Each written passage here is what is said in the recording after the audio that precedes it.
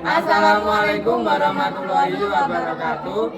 Kami dari kelompok 9 yang akan mempresentasikan tentang Kerajaan Islam di Maluku dengan saya Muhammad Fajar Aulia absen 17. Saya Miselia Kalista Deva absen 16. Saya Willy Septika Dewi absen 34. Baik, di sini saya akan menjelaskan secara singkat tentang Kerajaan Jololo. Nah, jadi Kerajaan Jololo ini sudah berdiri di Indonesia sejak abad ke-13 Masehi. Nah, Kerajaan Jololo ini awal berdirinya yaitu karena ada persekutuan Moti yang diusulkan oleh Sultan Alif Malamo. Nah, Kerajaan Jololo ini bertempat di Maluku tetapi pemerintahannya itu berada di Pulau Mahira. Nah, Kerajaan Jololo ini merupakan penghasil cengkeh terbesar di Maluku sehingga banyak pedagang-pedagang asing yang datang di Maluku untuk membeli cengkeh tersebut, seperti contoh pedagang-pedagang dari Arab, Cina, Eropa, Jawa, dan lain-lain. Pada tahun 1395, Kerajaan Ternate ini menyerang Kerajaan Jolo. Namun Kerajaan Jolo berhasil menyerang kembali Kerajaan Ternate. Nah, serangan ini membuat kekuasaan Jololo itu semakin berkurang karena diambil alih oleh Kerajaan Ternate. Nah, tetapi Kerajaan Jololo ini berhasil menyerang kembali dan merebut kekuasaannya kembali dari kekuasaan Ternate yang dibantu oleh Portugis. Nah, namun pada tahun 1551, Ternate itu menyerang kembali Kerajaan Jololo, kayak ingin merebut kembali kekuasaannya itu loh, yang dibantu oleh Portugis. Nah, jadi secara tidak langsung itu Portugis itu seperti mengadu domba Kerajaan Ternate dengan Kerajaan Jololo. Nah, pertukaran itu mengakibatkan wilayah Jololo itu berkurang. Jadi semuanya tuh kayak milik Kerajaan Ternate gitu. Nah, terus pada tahun 1620, Ternate kembali menyerang Kerajaan Jololo yang dibantu oleh Belanda. Nah, kedua serangan ini mengakibatkan berakhirnya Kerajaan Jololo. Nah, pada tahun yang sama, Ternate itu menggabungkan Kerajaan Jololo, kayak bekas kerajaannya Jololo itu wilayahnya ke wilayah Ternate. Jadi Kesultanan Jololo itu sepenuhnya milik Kesultanan Ternate. Selanjutnya Kerajaan Bacan. Kesultanan Bacan, suatu kerajaan yang berada di Pulau Bacan, Kepulauan Maluku. Raja pertama Kerajaan Bacan yang memeluk agama Islam yaitu Zainal Abidin yang bersyahadat pada tahun 1521. Meski berada di Maluku, wilayahnya cukup luas hingga ke Papua Barat. Banyaknya kepala suku di wilayah Waigeo, Misool yang terletak di Raja Ampat, dan beberapa daerah lainnya yang berada di bawah administrasi pemerintahan Kerajaan Bacan. Berdirinya Kerajaan Bacan dimulai sejak perpindahan Kerajaan Kasiruta ke Pulau Seki, Bacan, karena terjadinya perkawinan antara Bogihongi, putri dari Sultan Alauddin I, dan putra dari Sangaji Samargalila, yaitu pada kepemimpinan Sultan ke-13 yaitu Iskandar Alam. Selanjutnya Kerajaan Bacan mengalami masa-masa sulit, yaitu menghadapi penjajahan Hindia Belanda. Belanda membuat siasat tipu daya agar Sultan Iskandar ini meninggalkan dari Kerajaan Bacan dan diganti oleh Sultan Marwan pada abad ke-14 yang diangkat oleh Belanda sebagai upaya memperluas wilayah kekuasaan Kompeni Belanda. Baik, di sini saya akan sedikit menjelaskan tentang Kerajaan Tidore. Kesultanan Tidore merupakan kerajaan Islam yang berada di Kota Tidore, Maluku Utara, Indonesia. Pada masa kejayaannya, Tidore menguasai sebagian besar Pulau Halmahera Selatan dan pulau-pulau yang ada di Papua Barat. Pada tahun 1521, Sultan Masyun menerima Spanyol sebagai sekutu untuk mengimbangi Kesultanan Ternate yang bersekutu dengan Portugal. Setelah mundurnya Spanyol akibat pelanggaran perjanjian Tordesillas, Tidore menjadi kerajaan paling merdeka di Maluku.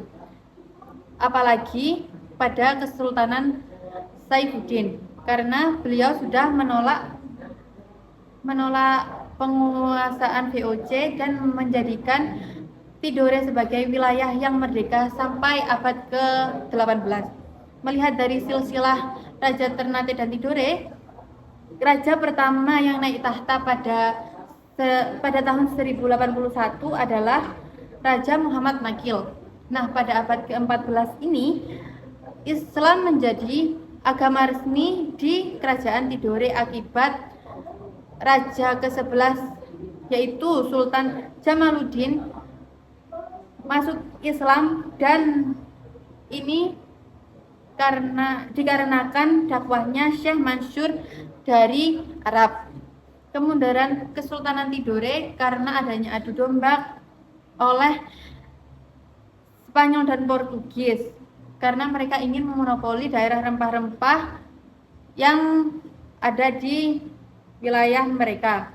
Jadi setelah kedua belah pihak mereka itu sadar, akhirnya mereka menjadi satu untuk mengusir Spanyol dan Portugal keluar dari wilayah mereka.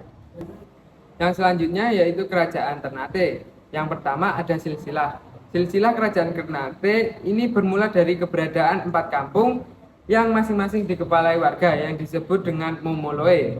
Kemudian dari 4 kampung tersebut sepakat mendirikan kerajaan, akan tetapi belum diketahui agama yang diikuti oleh kerajaan tersebut.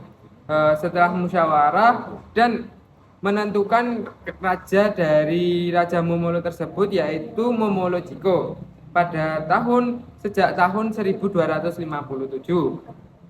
Selanjutnya, pada abad 14 Masehi di daerah Maluku Utara, Kesultanan Tidore dan Kesultanan Ternate, karena kerajaan ini terkenal hasil akan kekayaan rempah-rempah tersebut dan harganya yang cukup tinggi, menjadikan Maluku Utara ini makmur.